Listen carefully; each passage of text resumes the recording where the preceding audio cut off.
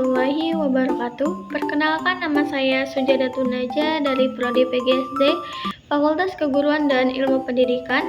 NIM saya 8622410103. Di sini saya akan memaparkan materi tentang sistem pernapasan pada makhluk hidup, yaitu untuk memenuhi tugas UAS mata kuliah konsep dasar IPA.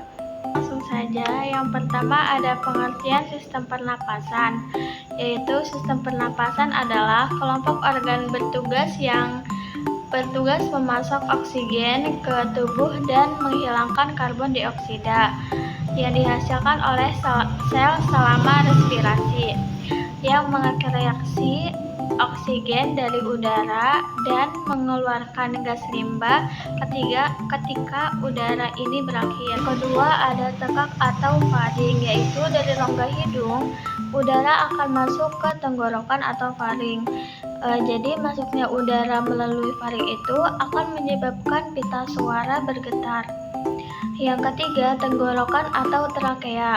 Trakea merupakan tenggorokan yang berupa pipa panjangnya 10 cm. Terus trakea itu terletak pada leher dan sebagian rongga dada.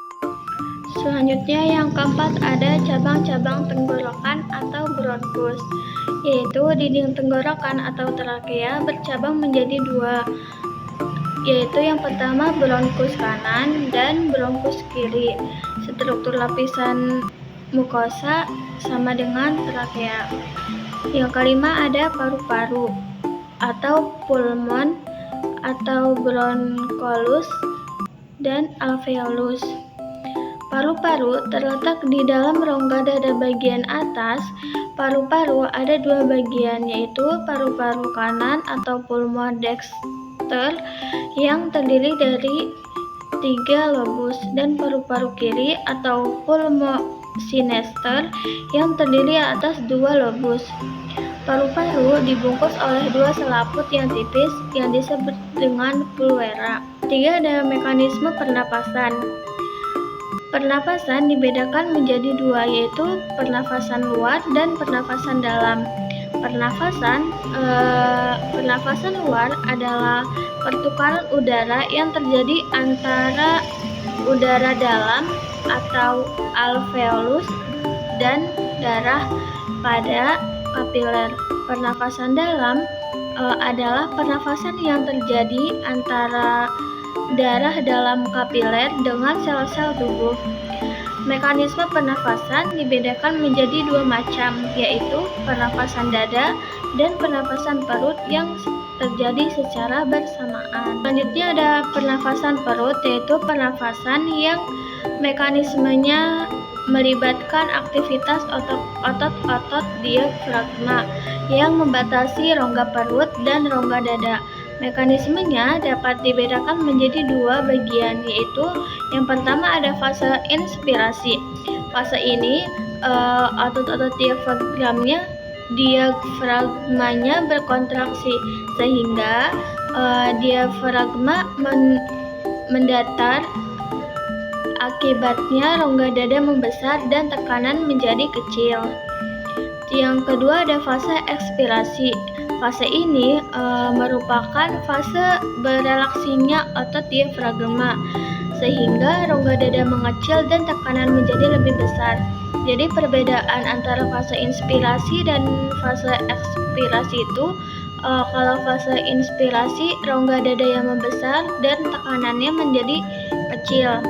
Sedangkan ekspirasi itu rongga dadanya yang mengecil dan tekanannya menjadi besar. Terus ada pernafasan dada, yaitu pernafasan yang melibatkan otot antar tulang rusuk. Mekanismenya dapat dibedakan menjadi dua. Yang pertama ada fase inspirasi, berupa kontraksinya otot antar tulang rusuk sehingga rongga dada membesar. Sedangkan fase ekspirasi yaitu fase relaksi atau kembalinya otot tulang rusuk ke posisi semula yang diikuti oleh turunnya tulang rusuk sehingga rongga dada menjadi kecil. Ada sistem pernapasan pada hewan. Alat respirasi pada hewan bervariasi antara hewan yang satu dengan hewan yang lainnya. Ada yang berupa paru-paru, insang, kulit, trakea, dan paru-paru buku. Bahkan ada beberapa organisme yang belum mempunyai alat khusus sehingga oksigen berdifusi langsung dari lingkungan ke dalam tubuh. Contohnya itu pada hewan bersel satu, Porifera, dan Coelenterata. Trakea adalah alat pernapasan yang dimiliki oleh serangga dan arthropoda lainnya. Pembuluh pada lubang kecil yang ada di kerangka luar atau exoskeleton yang disebut dengan spirakel. Gambarnya bisa dilihat di samping. Yang kedua ada alat respirasi pada reptilia, yaitu paru-paru reptilia berada dalam rongga dada dan dilindungi oleh tulang rusuk. Yang ketiga ada alat respirasi pada ikan. Alat pernapasannya itu pada insang yang dimiliki oleh jenis semua ikan atau Pisces. Bagian terluar dari insang berhubungan dengan air, sedangkan bagian dalam berhubungan erat dengan kapiler darah. Selanjutnya ada alat respirasi pada katak. Alat pernapasan pada katak itu oksigen berdifusi lewat selaput rongga mulut, kulit, dan paru-paru. Jadi pada katak itu bernafas melalui selaput, rongga mulut, kulit, dan juga paru-paru. Kecuali pada fase berudu, bernapas dengan insang karena hidupnya di air. Yang kelima ada sistem pernapasan pada tumbuhan. Tumbuhan bisa melakukan dua jenis respirasi sekaligus, yaitu aerob dan anaerob.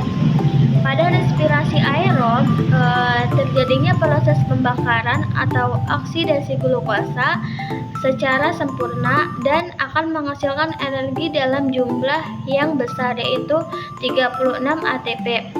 Pada saat kurang oksigen, tumbuhan akan melakukan respirasi anaerob yang akan menghasilkan energi dengan jumlah yang sedikit, yaitu 2 ATP. Akar, batang, daun tumbuhan bertukar gas untuk respirasi secara terpisah.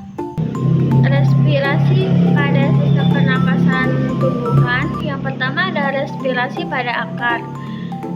Jadi akar bagian bawah tanah dari tumbuhan itu menyerap udara dan ruang udara yang ada di antara partikel-partikel tanah. Gambarnya bisa dilihat di samping ya. Yang kedua ada respirasi pada batang. Dalam kasus batang, udara menyebar di stomata dan melewati berbagai bagian sel, yaitu untuk bernafas. Pada tumbuhan tingkat tinggi atau tumbuhan berkayu, pertukaran gas dilakukan oleh lentisel yang disebut dengan lentisel. Yang ketiga ada respirasi pada daun. Daun terdiri dari pori-pori kecil yang disebut dengan stomata. Pertukaran gas terjadi melalui stomata melalui proses difusi. Terima kasih. Itu tadi adalah pemaparan materi yang dapat saya sampaikan. Mohon maaf bila ada kesalahan dalam penyampaian materinya.